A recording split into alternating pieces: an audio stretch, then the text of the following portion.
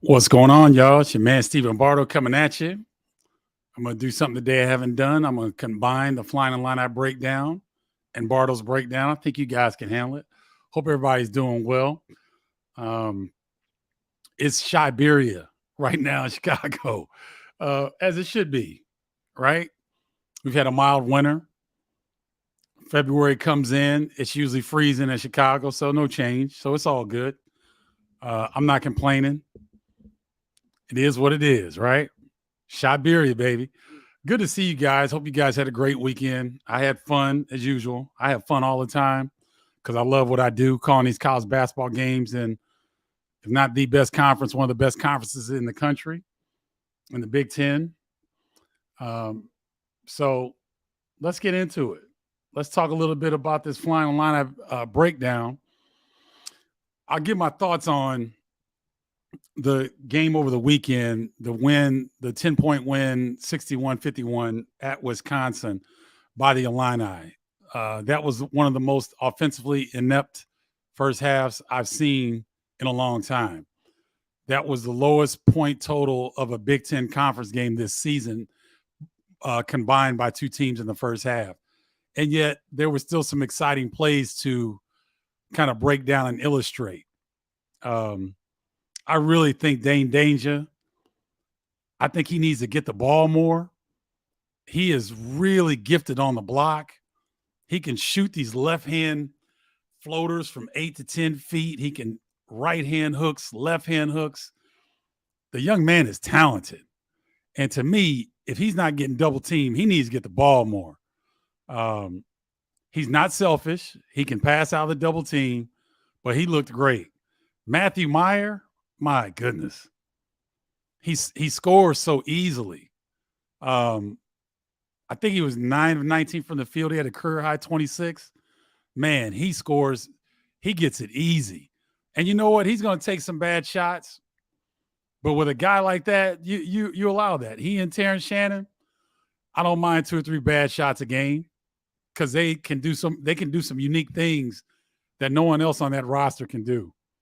Matthew Meyer was outstanding. And it doesn't look like he's breaking a sweat doing it. And I had the opportunity to talk to him after the game.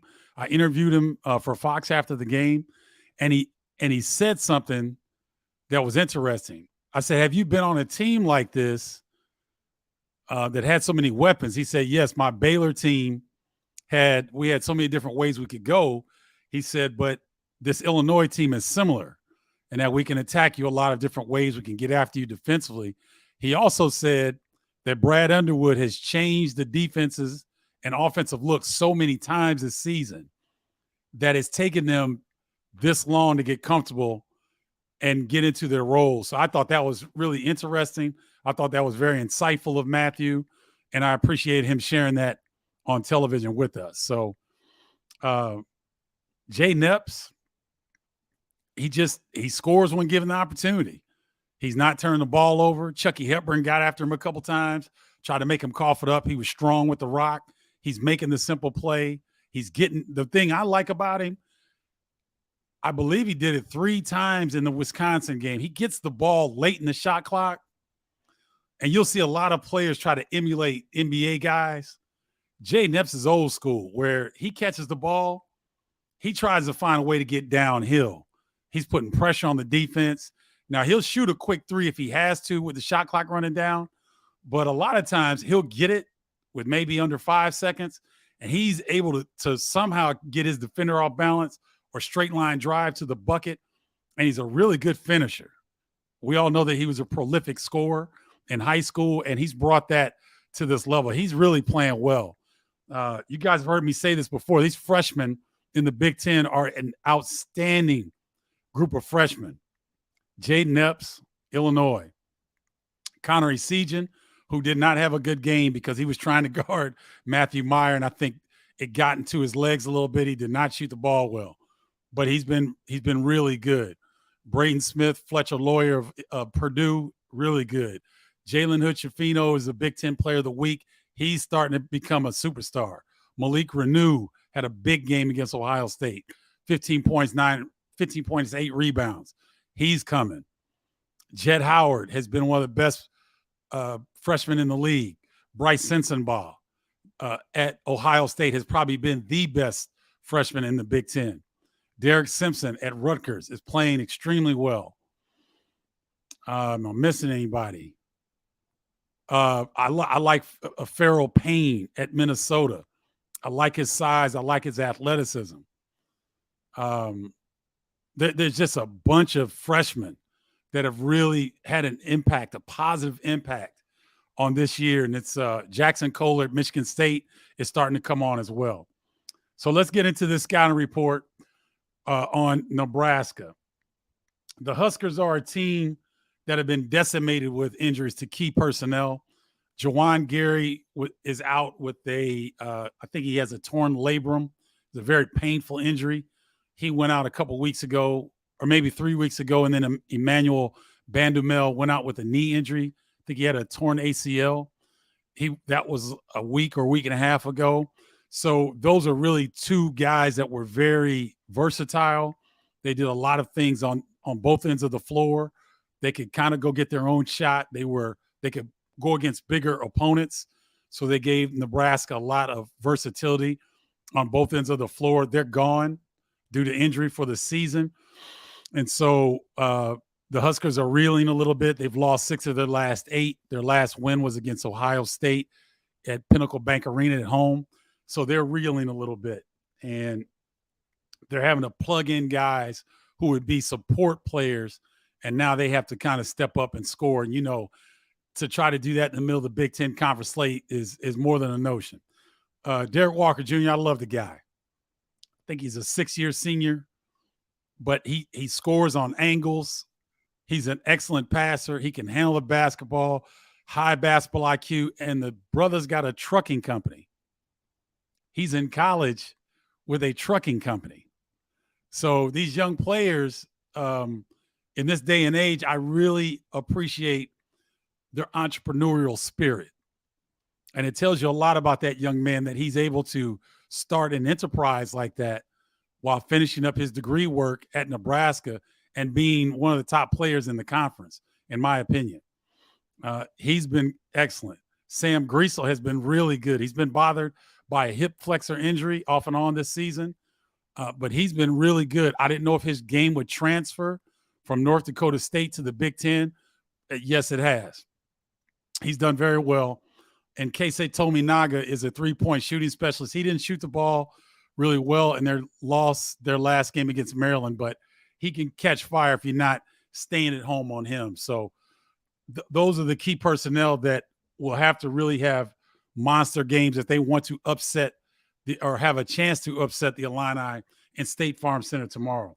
And by the way, I'll be on that call on Big Ten Network. The Huskers double team the post every time and scramble defensively. So I don't know that Dane Danger will get a lot of looks because he's going to get double teamed every time he touches the basketball. Anybody that runs into the post, Nebraska's pretty much going to double team. That's just been their MO. They scramble out of it really hard and try to recover out of the post. They had success with it early in the year, but with those guys, Bandamel and Gary going out, it's really difficult for them to maintain that defensive intensity because they don't have the athletes that are coming in now that can do the same thing that they can. The Huskers will try to limit tempo and try to limit the possessions in the game just to be able to stay in the game. And they just don't have the bodies right now to compete with the upper echelon of the Big Ten like Illinois. So they'll be game. They'll play hard. And Fred Hoiberg loves this crew. He loved them even more when Gary and Bandamel were healthy because it gave them a shot to be competitive each and every night. That slipped away a little bit with those injuries, but they'll still play hard. On the Illini side, Matthew Meyer, career high. Dane Danger, 4-6 from the field and 9 rebounds. And Jaden Epps, 12 points and was 50% from the field. Limited turnovers, got the ball where it needed to go.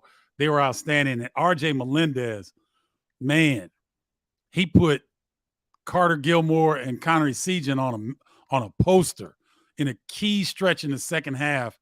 Outstanding play. And I like that those guys are starting to come into it. Terrence Shannon's going to be there. He's confident. He's going to get a lot of the shots. Coleman Hawkins is so talented. He can find a way to score. He can get his points. But these guys, Meyer, Danger, Epps, now it gives the Illini so many different ways to attack teams that they're really coming into their own. Illini's defense has been more consistent. You know, Brad Underwood told me 2 or 3 weeks ago that he thought Terrence Shannon was one of the best perimeter defenders in the conference. And we hear about the defenders at Rutgers who are worthy. McConnell, Mulcahy, Cam Spencer, who's one of the leaders in steals in the conference. I think Ethan Morton will probably get Defensive Player of the Year just because he's on the number 1 team in the nation, and he's a hell of a defender. At 6'7", great size, really he's passionate about the defensive end of the floor.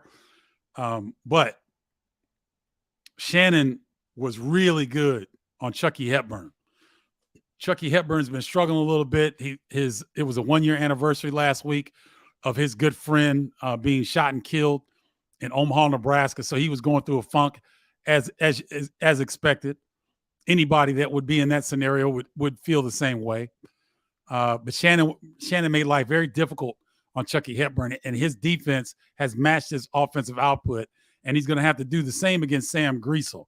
Griesel's a different animal now, about the same size as Shannon. So Shannon may not be able to really force Griesel where he wants him to go because Griesel's about 220, 225, 6'7", big point guard. So that's going to be a fantastic matchup to see those two kind of go at it. And I think that if Terrence can maintain his focus on the defensive end, he can make things a little bit more difficult for Griesel. The Illini have won 6 of their last 7 games. They lead the Big Ten in blocks, and they can wear the Huskers down with their tempo and depth if they're locked in and ready to go.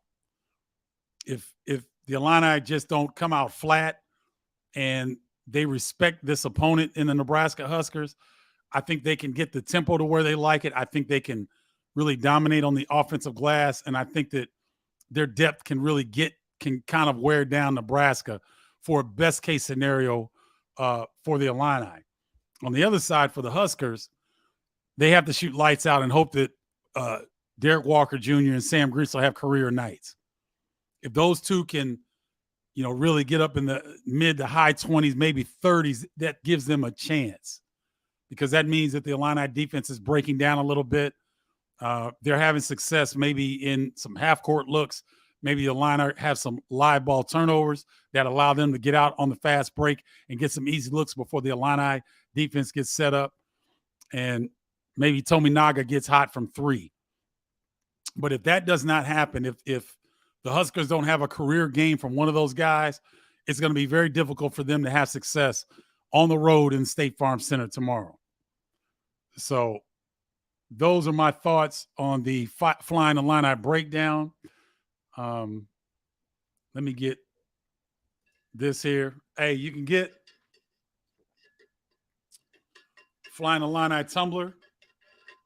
It's got the 89 Flying Illini logo, Bardo breakdown logo on the other side, environmentally friendly, dishwasher safe, and really good. I got some water in here. It's been a dry January for me, so I haven't had anything to drink, and I don't miss it. I feel great. It's a great concept, a dry January. If you guys didn't try it dry February because it's the shortest month of the year. It might help you that it's a little bit shorter than January, but make sure you grab one of these. I've had a couple tribe members get them. They posted their pictures. They seem to really like them. Don't miss out. Go to shopcustomizeit.com. Shop with a K, customizeit.com to get your Flying Illini tumbler. All right. Let's switch over now to Bardo's breakdown. Let's go a little bit wider on the Big Ten scene. The Boilermakers are unanimous number 1 pick in the country. Every vote that was possible for the number 1 pick, Purdue received it this week, and they should. They've won 8 straight, and they've got an interesting week where Penn State, unless Penn State hits 18 threes, it's going to be difficult for Penn State to be really competitive, in my opinion, against Purdue. Purdue just too sound defensively. They're really coming into their own. David Jenkins, Mason Gillis are starting to find their rhythm. So that gives Purdue even more depth. Caleb Furst has been outstanding off the bench. Trey Kaufman-Wren has had his times where he's been effective. And Zach Edey's the best player in the country. I don't think there's any doubt about it. Now, I got a very good question today that I want to go into a little bit. Can Zach Edey play in the NBA? And so, guys, when I look at college players and their transition to the NBA level, I try to find a player that is similar to them that has had success at that level. And when I look at Zach Edey at 7'4", 290 pounds, he moves good for the college game. The NBA game is a totally different animal. Those dudes are freak athletes. Like Ayo Dosunmu told Brad Underwood that on TV, Luka Doncic looks slow. He ain't slow. He's about 6'8", 240, 245, and can move. And so if you picture Luka Doncic in the way how easy he moves and how he uses his body, and then look at a guy like Bol, the 7'2" forward for the Orlando Magic. This kid can shoot threes. He can put it on the deck. He can cross you over. He spins in and out of the post. He can run the floor. Can Zach Edey keep up with Bol? Can Zach Edey keep up with Nikola Jokic? Can he keep up with Jokic? Do you think Zach Edey could guard Joel Embiid in the post? Those are the type of questions that I ask myself when I ask, can Zach Edey's game transfer to the NBA? Now, in spot duty on the offensive end, I think he could. In spot minutes, not long, but I think, a 3 or 4 minute stretch here or there on the offensive end, yes. But on the defensive end, he would get exposed unless the team that drafted him or the team that he was playing with was able to play zone for that period of time that he's in the game. If they can't play zone and he's got to come out and guard somebody on the perimeter, that's the only thing where I don't see his game matching up with the NBA. His offensive game, because of his size, in spot minutes, I think that he could be effective. I really do. I'm not sure if the NBA teams would double team him as much because they've got some footers and some guys that could maybe bang with him a little bit and be more athletic and front him and three-quarter him in the post. Because, he could pick you apart if you double team him. So I think offensively, his game in spot minutes would fit better. But defensively, I think he'd get exposed if he had to play man-to-man defense on the perimeter, okay? I hope that answered that gentleman's question. I should have written his name down, but thank you for that question. I hope that answered adequately. And it got me to thinking, can Trayce Jackson-Davis play in the NBA? Now, before this season, I would have said no because I didn't see enough versatility in his game. But Trayce keeps doing this with his game. And Mike Woodson says that he works his tail off. He had 24 and 21 the other day. You saw what he did against the Illini, 35 points. He had, against Northwestern, he had 26 and 24. He had 30 and 24 rebounds. I mean, he's putting up video game numbers. And the thing is, he's worked on his handle all off season. So if you'll notice, sometimes he'll get off the break and start the fast break. His handles are much improved. His passing ability is obvious. He can really, really pass the basketball. And I've seen him get switched off on perimeter players, and he sits down and defends. So I think athletically, Trayce Jackson-Davis will have a shot to play in the NBA. He's got to get to the right system where they can utilize his strengths and his athleticism, but he can run the floor, he can defend, he can pass. Now, his jump shot may not be one that is as consistent as I'd like to see it, but that's 500 to 1,000 jumpers in the gym per day. I think that he can improve that. I think Trayce Jackson-Davis has a chance of playing the NBA. If you think about a Montrezl Harrell, Kenneth Faried type, an energy guy off the bench, crashing the glass, running the floor, defending like his hair's on fire, Trayce Jackson-Davis can do that. So I think his prospects at the NBA are a little bit better than Zach Edey. That's my opinion. I've been wrong a lot before, but that's kind of how I see it, because I can see prototypes of what Trayce Jackson-Davis is at the NBA level a little bit more than I can see a prototype that's similar to Zach Edey. Taking nothing away from the best player in the country, because that's exactly what Zach Edey is. He's the best player in college basketball, but he'd have to really get to the right system, and they'd have to really learn how to utilize his skill sets in spot minutes in short bursts, in my opinion. Big Ten Players of the Week this week. Zach Edey and Trayce Jackson-Davis are co-Big Ten Players of the Week for their monster games and their continued dominance. TJD is starting to push for Big Ten Player of the Year. I thought Zach Edey was going to be a runaway candidate, but Indiana's won 5 straight. Trayce Jackson, I think they're in 3rd place. Trayce Jackson-Davis is his numbers are starting to get comparable to Zach Edey's. And then Jalen Hood-Schifino, I believe this is his 5th Big Ten Freshman of the Year. He and Bryce Sensabaugh seem to alternate as Big Ten Freshman of the Week.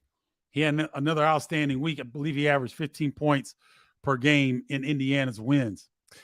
Rutgers loses at Iowa. The Hawkeyes sweep the Scarlet Knights this season. They go out to Rutgers earlier in the conference play and get a 12-point victory, and they come back last night. I was able to watch this one at Iowa. Rutgers had 18 turnovers, and they just looked out of sync right from the beginning of the game, and I think the Hawkeyes had something to do with that. Cliff Amorier really is dominant against certain teams in the Big Ten, but Iowa seems to do a great job of defending him on the post. And I thought Rutgers was clearly the second best team in the Big Ten, but boy, they did not look good last night. And they're in a 3rd place tie, a half game behind the Northwestern Wildcats. Rutgers, Indiana, and Illinois are all 6-4, a half game behind Northwestern. But last night at Iowa, Cliff Amorier, I believe, gotten fouled. He was in a little bit of foul trouble. He wasn't bad. 6 of 9 from the field. He had 15 points and 8 rebounds. He had 4 turnovers. And he got in some foul trouble. So he wasn't bad, but he wasn't his dominant self. And Rutgers had 5 players in double figures, but they allowed 93 points. You're not going to win any Big Ten games if you allow your opponent to shoot 12 or 24 from three-point line. Iowa was 29 of 34 from the free throw line. That was the game right there. Rutgers was 10 of 14. Iowa was 29 of 34. And so where I was thinking that Rutgers was really starting to establish themselves as the second best team in the Big Ten, they don't seem to match up with Iowa very well. So kudos to Iowa for that big victory. The aforementioned Northwestern Wildcats are in sole possession of second place in the Big Ten. I think they benefited from that COVID pause. They had to reschedule 2 games. I think it allowed them to kind of catch their breath, heal their bodies a little bit, maybe reset, and then come back out, and they've been really good. I mean, when you look at it, they've won 5 of their last 7 games. Chase Audige and Boo Buie, I'm not sure there's a better backcourt right now in the Big Ten. They're playing great. Robbie Barron is playing well. Ty Berry had a career high earlier last week. He had 25 points. If Northwestern can get a third score behind Audige and Bowie, they're going to be tough because they're one of the best defensive teams, probably second to Rutgers overall defensively. Rutgers wasn't a good defensive team last night, but over the course of the Big Ten slate, Rutgers has been an outstanding Big Ten defensive team. Northwestern has been outstanding as well, maybe even more consistent in terms of scoring defense than Rutgers. And the Hoosiers, remember when the Indiana Hoosier fan base was ready to throw the baby out with the bathwater after that loss at Penn State? The Hoosiers have rallied and won 5 in a row. And, man, I told you guys about Malik Renew. When he starts to come on, he starts to get consistent, and Race Thompson isn't even healthy yet, but he's starting to get healthy. Man, Indiana's got some depth. They got everything. Point guard play with Jalen Hood-Schifino. We're not even talking about Xavier Johnson. He's coming back, ladies and gentlemen. He'll be back in mid to late February. So that's going to be a conundrum. I don't know how Mike Woodson's going to work that out. Maybe bring Xavier off the bench and spot minutes until maybe they get some rhythm and chemistry together. But I can't see taking Jalen Hood-Schifino out of the lineup right now. He's playing too well. So you got Trace Jackson-Davis, who's battling Zach Edey for Player of the Year in the conference. All-American. Malik Renew, who's starting to come on. Race Thompson, who's all glue guy, who's getting healthy. Tamar Bates is shooting a 3 better. Geronimo's been kind of inconsistent. Galloway has been shooting a 3. Miller Kopp can get hot. I mean, Indiana's looking good, y'all. So that will do it for my portion of it. Now, oh my, I got a ton of people on here today. Y'all got something to say. Andrew Eisfeld, what's good, man? Howdy on road coming back from Chicago. Be safe, because it's cold. Siberia outside. I was about to say something stupid. Let me watch my mouth. Tommy Elam, I think they need to feed the big man inside more. Danger has real possibility of being a beast inside. I agree, Tommy. Oh, before I forget, if you want to join the tribe, which is the inner circle of Bardo's Breakdown, text me to 312-847-2739. Like, share, and comment on this video. It really helps the growth of the channels that this is on. And share it with people that you think would enjoy this type of banter. Because with the Flying Illini breakdowns, I go really in depth on the Big Ten. And then, with Bardo's Breakdown, we talk a lot more overall about the Big Ten play. So, Tommy, I totally agree. 6 to 8 attempts for Dane to me is not enough. But when the Illini are spreading the sugar, sharing the sugar, when you have a career high with Meyer the other day, he's going to get the majority of shots, and as he should.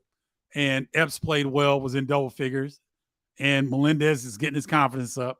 So I'd like to see him get more attempts, but we'll see. What's up, Michael Hogue? Good to see you. Michael Hogue joined the tribe. Thank you, Michael. Appreciate you. Glad to have you aboard. Thomas Dagley, tribe member. Dane has great moves. Yes, he does.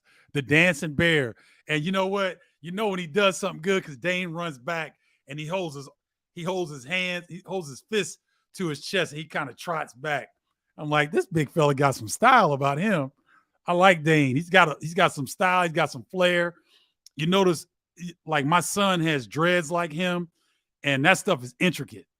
And how he does it, he's got different styles, and he gets it twisted differently. He's fashion forward. He's fashion conscious. His shoe game is tight. And when he makes a heck of a move, watch him against Nebraska. He'll trot back, and have his arms kind of tight and have his fist up to his chest like he's feeling himself. So big fella doing his thing. William Steverson. Apologize if I'm not pronouncing your name correctly. If this is your first time, welcome to Bardo's Breakdown. Please like, share, and comment. And 2 rules: be polite. We're always polite. We're never mean. And come strong to the hole. Don't bring that weak stuff in here, because the tribe has strong opinions, and this is a very knowledgeable group of people. So welcome, William. Thank you for joining. I appreciate you, and thank you for the compliment. Knoxville, Tennessee in the house. Ooh, the Tennessee Volunteers, ladies and gentlemen, they are for real. Number 2 AP right now. I believe they are number 1 defensive efficiency team in the country. Is this Rick Barnes' year to get the Vols past the Sweet 16 level? We'll see. They've got the team to do it. CDNIU, good to see you on here. Wisconsin game was ugly, but a win is a win. Typical game against Wisconsin is never a pretty game to watch. It was fun for me. Guys, man, I got a chance to work with Jason Benetti again. I'm going to work with him in Iowa versus Illinois this weekend, Saturday. So I've got Nebraska at Illinois tomorrow on Big Ten Network. I've got Villanova at Marquette tomorrow. Man, I'm getting my games mixed up. Let me make I try to go one day at a time, y'all. Villanova at Marquette tomorrow. Wednesday, excuse me. Nebraska at Illinois on Big Ten Network tomorrow. Villanova at Marquette on FS1 on Wednesday. And I've got Illinois at Iowa on Saturday. You know, I love that game. But working with Jason Benetti, voice of the White Sox, one of the main college basketball analysts for Fox Sports, great guy. Love him to death. We have a great time working together. We had a lot of fun in spite of that Picasso of the first half of Illinois, Wisconsin. Greg Boysaw, ILL. He's talking about Dane Danger. No doubt about it. What's up, Connor Clark? Connor Clark, ladies and gentlemen, is going to be a future voice. Look out for him. He's going to be a future play-by-play announcer on the network. He's got a voice from heaven. He's got a James Earl Jones sound, this deep, rich, full sound. And he's a senior at Nebraska right now. In my opinion, it's only a matter of time before Meyer got going. He and Shannon Jr. can be scary. Hope you're well. Thank you, Connor. Good to see you. Connor, put your link to your show in here so people can follow you. I want people to show you some love because Connor's got some game, y'all. I'm telling you, on the broadcast side. Hey, William, how you doing today? Do you think Tennessee is going to be number 1 seed? Yes, I think Tennessee, unless something drastic happens to them in the SEC, Tennessee's for real. Got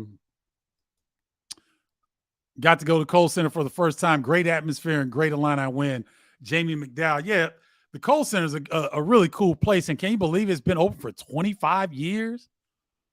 I couldn't believe that. I was like, really? It's been open that long? I think since 98. And Sean Mason, a friend of mine who was a former Wisconsin great, was honored before the game because he scored the first points in the Kohl Center when he was a Wisconsin Badger. So I thought that was pretty cool. He brought his small fry basketball team with him. So I got a chance to take some pictures with them and talk to them after the game. That was really cool. So, Jamie, I'm glad you got a chance to go up there. It's a really, really cool venue. Lyle Clark, Indiana kid that killed us. Lyle, you may be talking about Connery Seagen. Is that who you're talking about that got out of the state of Indiana? I think the ones would be Purdue, Tennessee, Alabama, Arizona, UCLA. That's pretty good. Houston, don't forget the Houston Cougars now. Houston Cougars would be in the running for a number 1 seed as well. Which conference is the big dog this year? Right now, according to Ken Palm, it's the Big 12, but the Big 10 is right behind them. The SEC is really good in terms of Ken Palm ratings. But it's Big 12, and then close behind is Big 10. Let's see. Let me get somebody else. Rick Monroe, love the avatar. What's your view on Melendez shooting woes? Hey, Rick, thanks for joining. I think this is your first time. If it is, welcome to Bardo's Breakdown. RJ Melendez is going to be fine because when he's aggressive like he was on that dunk, believe me, he got recognition from his teammates. He got a lot of love. I think RJ is a sensitive young man. He's a sensitive young man. And I think a lot of times he gets inside of his head. And so that play could really propel him moving forward. He showed some unusual emotion when Wisconsin had to call a timeout. He grit his teeth. He pumped his fist. His teammates were giving him love. I think that can spark a resurgence for his shooting ability. So I think we'll see him be a lot better. And maybe Nebraska could be a good game because their wings aren't very big. They're a little bit smaller with Bandumel and Gary out with injury. He may be able to take advantage of some of his size advantage with some of the Nebraska players, and especially the way that Nebraska is going to double team the post. He can be opposite of the post and maybe get some kickouts and swing around the perimeter, that he can get some open looks without being pressured. That might get him going. But good question there, Rick. And thanks for joining. Really appreciate it. Connor Clark says Nebraska will try and make it slow, ugly, low-scoring game. Illinois had no problem with that at PBA, however. And he's talking about Pinnacle Bank Arena, the home of the Nebraska Huskers, one of the best venues in the Big Ten. It's a really, really nice place. Monty Broughton, the Illini need to gel from the get-go any game now. I would say every game. I agree with you, Monty. Thanks for tuning in. Carol Poe-Poquette, great job on the Illini Wisconsin game. Thank you, Carol. I may be wrong right now. I'm sorry if I am, but I love it when you say, I see you, big fella. Yeah, that's one of my go-to calls. Thank you, Carol. Carol's a tribe member. If you want to join the tribe, text me 312-847-2739. Or if you want to join the email list, I had a ton of you join the email list. Thank you so much, and I hope you get a lot out of that. I try to put some special sauce in the email list that I don't necessarily share on Bardo's Breakdown. So to give you all, whatever you're comfortable with, if you like the text situation, if you like the email list situation, good. Because get on those, because the Flying Illini Breakdown and Bardo's Breakdown is going to have a new home. I'm throwing a tease out there. It's going to have a new home soon, okay? So make sure you join either the text at 312-847-2739 or join the email list, stephenbardo.com/college-basketball-newsletter. That's stephenbardo.com/college-basketball-newsletter. Hope to see you guys joining. All right, let me get back to it. Hey, Melissa, how you doing? Good to see you again. Thanks for joining. Thoughts on Purdue Michigan State game? Do you think it would get that ugly? Excuse me. Edie making a case for National Player of the Year. Yep, Purdue has a way of making teams look ugly, Melissa. They're so sound defensively. They were really good last year offensively. I think they may have been, I don't know. I was going to say they might have been better offensively last year. They were a juggernaut last year offensively, but defensively, they weren't nearly as good as they are this year. And so when you have a team that's so good on both ends of the floor, it wears you down. So when you go and make a mistake and they go down and score, then you go down and miss a three and they go down and take their time, get it to Edie. Edie goes with the jump hook. Then you go down and you're rushing because they're up in you, and Purdue can really guard you closely. They don't have to give you space on the perimeter to keep you from penetration because they got the big fella cleaning it up on the glass. So they can really get kneecap to kneecap, really make you uncomfortable and close your personal space and force you to drive. And you drive right into that middle where Zach Edey, Caleb First, even Trey Kaufman-Wren are sitting there waiting for you. So Michigan State, Jay Nakins didn't have a great game. He wasn't on. And if you're not hitting your three-point shots against Purdue, it's going to be a long night. So that's kind of what happened, I think, to Michigan State. Oh, I'm just texting my baby boy. I'm a little sad today, y'all. I had my youngest son, Landon, is taking an opportunity. He's going to be an assistant to a movie director on a movie set in Los Angeles. So that's half of my pride and joy. Stephen Paul, my oldest, is pride, and Landon is joy. And so my joy left today. So I'm a little sad. So Bear with me. Um, let's see. Bob, what's going on? Northwestern's been so far under the radar. How good are they? I mean, we're halfway between the Big Ten Conference, Bob, and Northwestern's legit. They've got a win over Illinois. They got a win at Michigan State. They got pounded by Ohio State. That was a head scratcher. Ohio State was really ready to play. They were playing better at that time. They've got wins over Wisconsin and Minnesota, but now the schedule, we're gonna find out a lot about Wisconsin coming up. I mean, Northwestern coming up.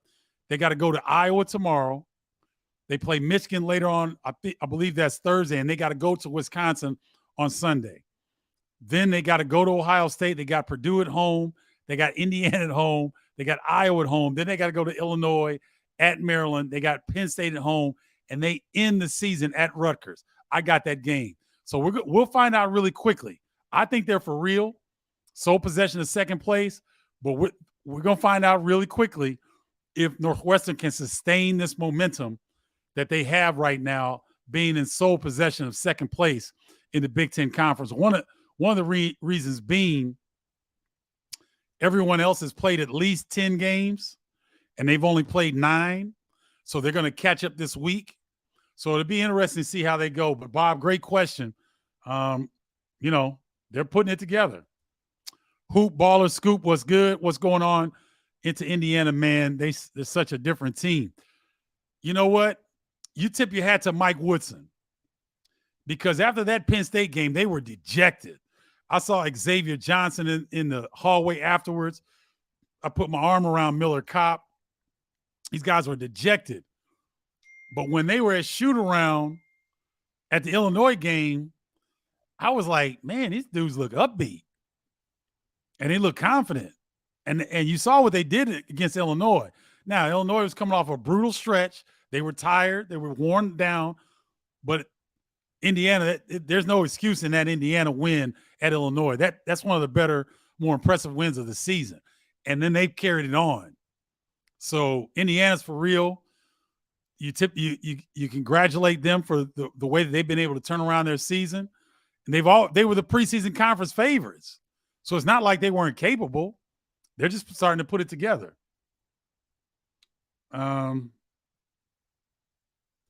Thank you, Facebook user. I appreciate you. Captain Fletcher, what's up, Captain Tribe member? Danger flat out bald. He keeps that up. This will be a different team. No doubt about it.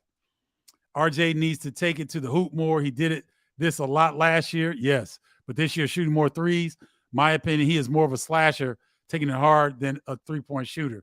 You got a point there, Carol, because he did that very well last year. Rick Monroe seems to agree with you. He thinks Melendez needs more minutes. What's up, Samuel Hicks? When Wisconsin went 14-2 run, I feel like the Illini were selling for threes and got away from the inside game out. That game they led and wasn't doing a good job feeding that run. Okay. Ron Charles, I think Zach Edey will play in the NBA, but he would be a solid role player. He can score, but defense would be a problem. Okay, that's that's what I'm saying. I was only giving you my opinion. That's why I love you guys on this platform, because you all have informed opinions as well with the knowledge that you know. And so Ron Charles thinks that Zach Edey is going to be an NBA player. I think it's going to be situational. I think he's got to get to the right situation. I definitely think he's going to get an opportunity. It's not like an NBA team's not going to bring him into camp. They're going to bring him into camp. And the amount of improvement that Zach has made year to year, he could definitely do it. I just think it needs to be in the right situation. But thank you, Ron. Appreciate that. Edey needs a jumper in order to have sustained success in NBA. Well said, Connor. Bardo, you rave a lot about Michigan State. They're an okay team, but they don't have a star player. They all seem like role players. Hate to see them in an early exit. Okay, here's the thing, Ron. Ohio State or Michigan State has been in a tough string, right? They haven't been able to put things together. They've alternated wins and losses in their last 4 games, so they're 2-4 in their last 6. But they were at Illinois. They played Purdue, who was number 3 at the time. They played Rutgers, who they've beaten at home. They were number 23 at the time. They went to Indiana, who was starting the ball. They beat Iowa at home, who Iowa's playing well, and then they lost at Purdue. So there's no shame in that. It's a tough stretch in their schedule, in my opinion. So I think Michigan State's going to be just fine. They're 6-5. They are 2 games in the loss column behind Northwestern for second. I think Michigan State is a little bit better than people give them credit for. And their experience, once they get outside of the Big Ten, I think they could be a second weekend team depending on who they draw and what seeding they get in the tournament.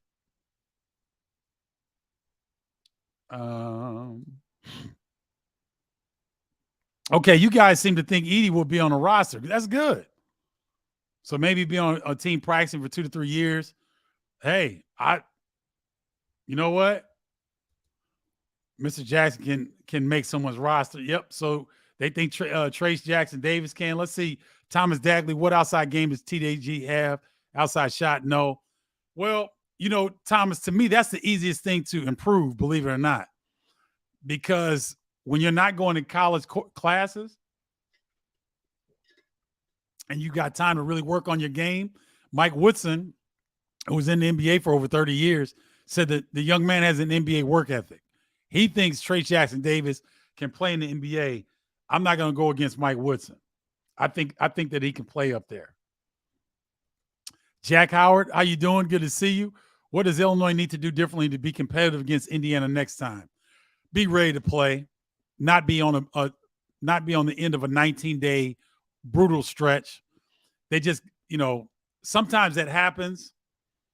I think if Indiana had a 4-day rest coming into that game, so they got rested, then they were able to really practice hard and reset what they were trying to do. They were ready for the Illini. And I think that Brad Underwood learned a lesson. I think that they'll double team Trace Jackson Davis more than they tried to against him in that game. I think their approach, if they are better rested, may have worked. It just didn't work. They just didn't have the juice in their legs. Indiana took it to them. Trace Jackson Davis was determined in that game. It didn't work. But I think next time around, I think you'll see a different approach by the Illini against Indiana. And they won't see Indiana again for the rest of the regular season. They may very well see them in the Big Ten Conference Tournament like they did last year, where Indiana beat them, which got the Hoosiers pretty much in the NCAA tournament.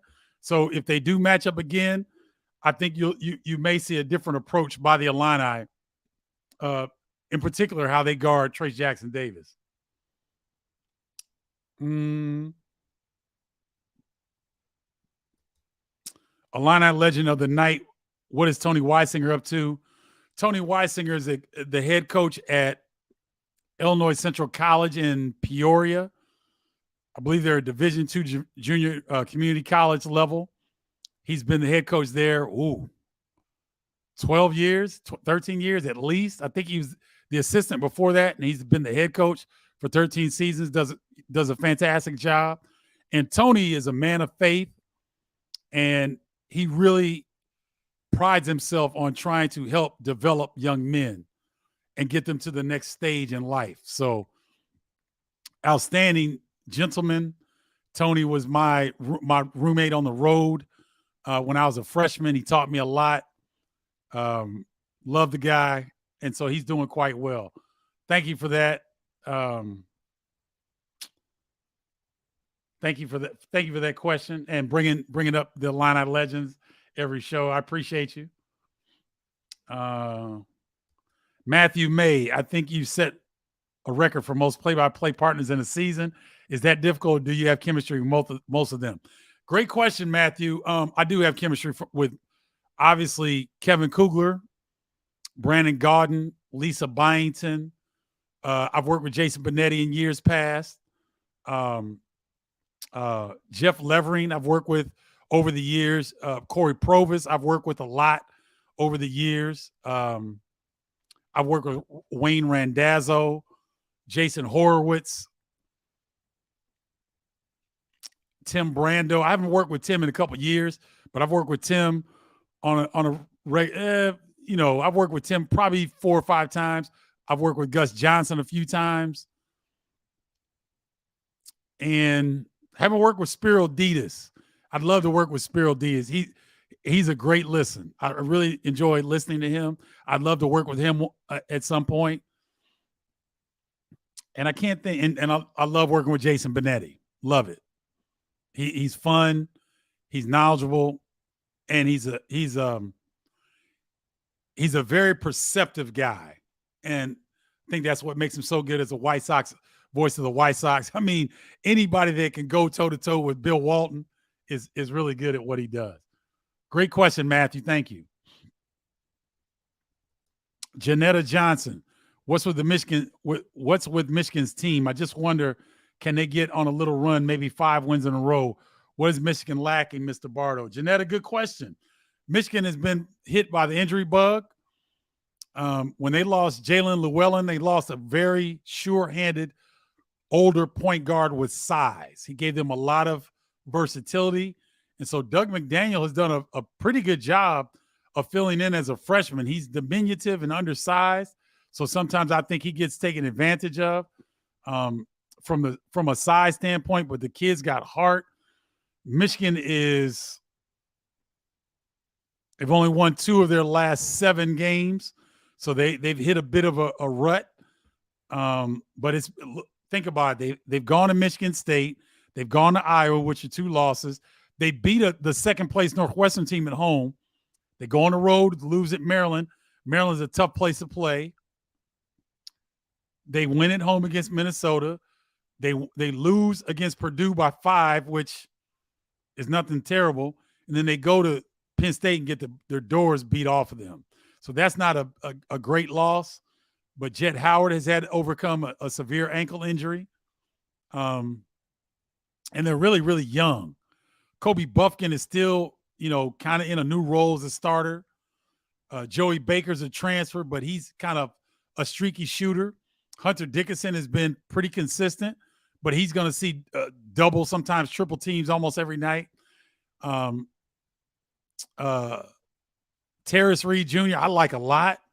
He's a freshman. So those guys are kind of inconsistent. So they're a younger team. The upperclassmen, you gotta remember, ladies and gentlemen, Michigan lost not 1, but 2 players. 2 top 25 players to the G League at night. So imagine if they had 2 of the best freshmen in the country on that team right now, in addition to what they have, that team would look a lot different. And if Jalen Llewellyn doesn't go down with an ACL tear, Michigan's one of the best teams in the Big Ten. So they've had a little bit of bad luck. But if I know Juwan Howard, they'll get into the Big Ten Conference tournament, and they may have work to do, and they will do it. I'd be surprised if they don't make the NCAA tournament this year. I think they're definitely tournament worthy. They've got to find their way, though, down the stretch. William Bryant, good to see you in Springfield. We love Illini. Okay. Man. Let's see what Man is talking about. Oh, no, man, that's not a shock. There's not a shock that Matt Painter may be the best coach in the Big Ten. I think Purdue is the second winningest team in the Big Ten in the last 4 years behind Illinois. So there's that's not a surprise. Tom Izzo is a Hall of Fame coach, but his numbers over the last 4 years haven't been good as Matt Painter's. So no, there's that might be an unpopular pick to some that don't know the game. But if you ask people within the media, within the coaching staff and the media that cover the league, that's not a surprise. So that's a good take, man. Jack guard TSJ drop down help defense. Okay, not sure exactly what that is. Brian K. Hurd, what's up, Brian? Good to see you. Illinois in the past 3 years, they were 15-5 at the 20 game mark. This year, 14-6 with before the last win. They're trending up. No doubt about it, Brian. That's savvy of you to point that out because they're very similar to the way they've been over the last couple of years when they were most considered the best team in the Big Ten Conference. Great point, Brian. Good to see you. Bardo, you and Jimmy Dykes are two of the best young announcers. I love how y'all call the games and have your own styles. Wesley, the check is in the mail, brother. I appreciate you. I'll be 55 in April, and Jimmy Dykes is older than me. So if that's still considered young, you are my main man, 100 grand. Thank you, bro. Jimmy Dykes is actually, he might be my favorite analyst. I really, really like him. I know him personally. He's been helpful for me in my career when I was at ESPN. And you're exactly right. He keeps his dialect. He keeps his style. He's had coaching experience, and he utilizes both his playing and coaching experience. So big ups on that, Wesley. Great call. What's your take on Robbie Hummel being one of the best analysts? He is. Robbie, I think I'm the best in the business. But if I were to take myself out of that conversation, Robbie Hummel's right there. Robbie is considered by the Big Ten Network to be our best analyst. And I'm good with that. There's no shame in that because it's a subjective thing. And so the bosses at Big Ten Network think that he's the best. I'm cool because I'm good. I mean, I'm great at what I do. And so is Robbie. So if he's not the best, he's certainly, in my opinion, and not just in the Big Ten, Robbie nationally is probably top 3 right now. I think that highly of him, and I think people that listen to him call games even outside the Big Ten because he does a lot of stuff for ESPN. Robbie's top 3 in the business. He's really, really good. He's great, really. So, yeah, that's what I think of Robbie. Let me get somebody else. What's up, Simeon Fuller? Good to see you. Gary Robertson, love the call on the sweet Melendez dunk.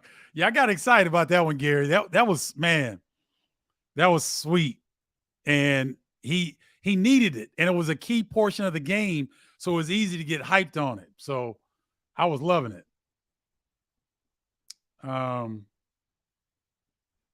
Let me get to somebody else here before we close it out. Have you heard any news on Sky Clark's returning this season? Illini seem to be playing better without him. I have not, Robert. Good to see you. Robert is a college classmate of mine, ILL. I have not heard anything on him. I doubt that he's going to come back. And I'm not sure the Illini would want him back, honestly, based on how well they're playing. So I think you're right there. Ryan Fico, thank you, Ryan. Cute avatar there. That must be your little one. Thank you for that. I appreciate it. I certainly will. Is this going to be the year the Big Ten teams don't choke in the tournament? Jamie, thanks for tuning in. Not sure. We'll see. I think the Illini have the talent, and they don't look like a typical Big Ten team. They look a little bit different with the athleticism, the length, and the size and the depth. And the way that Jaden Epps is playing point guard position, Sincere Harris can come in and be a defensive stopper.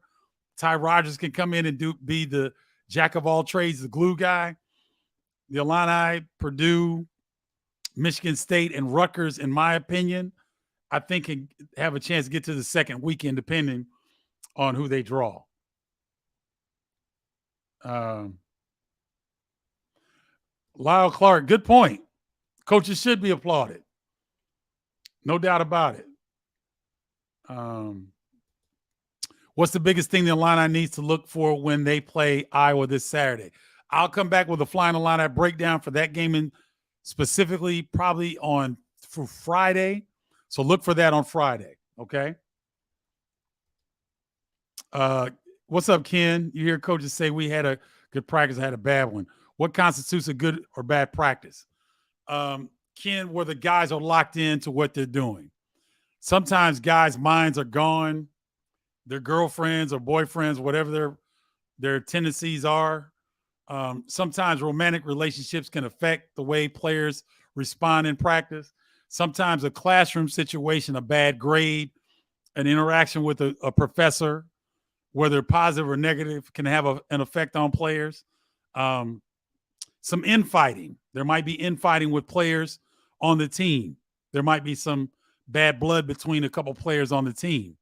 A lot of different factors that go into whether there's a good practice or a bad practice. And so that's why these coaches get paid the money they get paid, because they have to do a lot of cajoling, a lot of building up, instilling confidence, challenging guys, putting a guy in a doghouse and getting after him to try to bring out the best of them. So there's a lot to it. But very good question. Maybe I'll make a video on that and break down, what constitutes a good practice compared to what constitutes a bad practice. And I'll get quotes from some of the Big Ten coaches. I'll try to make that as a project. Great question, Ken. Thank you for that. What's up, Pooh? Steven, how was it playing with the Pistons with Grant Hill, Allen Houston? And yes, Joe Dumars was my man. Pop said you hit a clutch jumper versus Washington at the Palace. Yeah, I had a coffee breaker. I had a half season with the Pistons, and that was a very talented team. Lindsey Hunter, Grant Hill, Joe Dumars, Allen Houston, Terry Mills, Mark Macon, Otis Thorpe, Eric Lechner. Did I say Mark Macon? I think I did. That was a talented team, and I enjoyed that. That was fun. Thank you for bringing back some pretty good memories. Let me get somebody that's talking about. Wow, you guys are fired up today. Do you ever get to do any NCAA tournament games since they are not on Fox? I will be on Westwood 1. I did the first 4, which was fantastic last season. Rutgers was in that. Indiana was in the first 4. Wyoming was in there. Wright State, Bryant, and I'm missing a couple teams, but that was fantastic. I'm hoping to get more games than the first 4. I'm hoping to get a first and second round matchup at some regional. So I'll keep you posted. But yes, I'll be on the radio calling some of those NCAA games. So thank you for that. Donovan Lang, tribe member from Singapore. Looking good, Bardo. Who you got cutting down the nets? Ooh, great question, Donovan.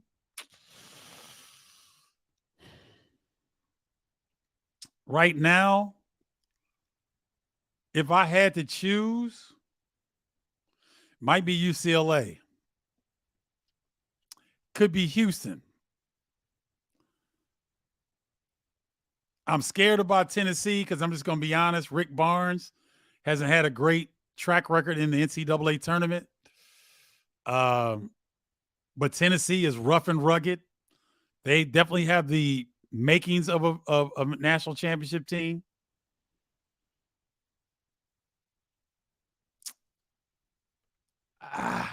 Purdue scares me a little bit. They're freshman guards. I've seen Maryland give them problems. So I'm a little reluctant to put Purdue in that category. Illinois has the talent, but can they be consistent enough? If I were to pick 2 teams right now, I'd probably say UCLA and Houston would be my choices.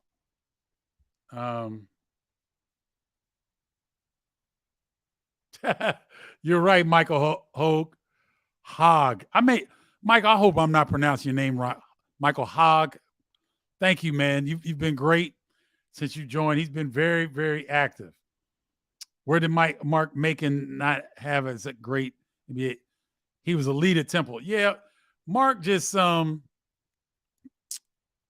a good question. Mark's game, maybe he just didn't get to the right system for his particular game. because Mark could sit down and defend with the best of them. He didn't have a great jump shot, and he wasn't as athletic as some of the other guards at the point guard position. So maybe that held him back. But that's a great question. Hey, Jordan, thank you. The best way to slow Edey down is to hope to give him food poisoning before the game. I'm just playing. I would never wish that on him. The best way is to have a team like Illinois who has size and depth that can run different people at him. Maryland gave him problems in the second half. The way that the Maryland Terrapins were able to kind of run people and double team him, I thought Rutgers did a fantastic job when they end up upsetting Purdue at Mackey Arena. Rutgers has the personnel to try to run different guys. Cliff Amore is big enough to bang with him one-on-one and keep him from getting really deep in the post. So those are teams that can maybe give Edey a run for his money and slow him down a little bit. You're not going to stop him, but you can slow him down. All right, guys, it looks like that's going to do it for this edition of Bardo's Breakdown. You guys are great. I appreciate you and all your comments and all the love. Hogue. Okay, Michael. Thank you for that. He said we were robbed in the Final Four. I don't know if we were robbed. I think we got beat by a pretty good Michigan team. But thank you guys for tuning in.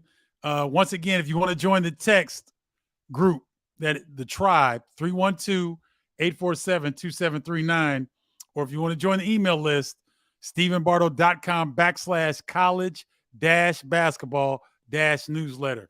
Join one of those two, ladies and gentlemen, because this show is going to change real soon. Okay. I keep putting it out there so you guys join so you don't miss any of this action. Thank you so much, you guys, for joining. I really appreciate your time, your knowledge, and your patience with me. It does not go unappreciated. Love you all. Have a great rest of your week. It's going to be another great week of Fighting Illini and Big Ten basketball. Until next time, holla, y'all.